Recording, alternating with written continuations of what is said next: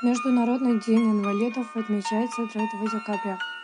В этот день Всемирная организация здравоохранения присоединяется к партнерам в ознаменовании Дня для всех людей.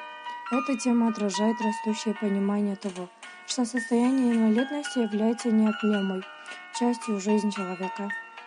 В какой-то момент жизни почти каждый человек будет испытывать временную или постоянную нетрудоспособность.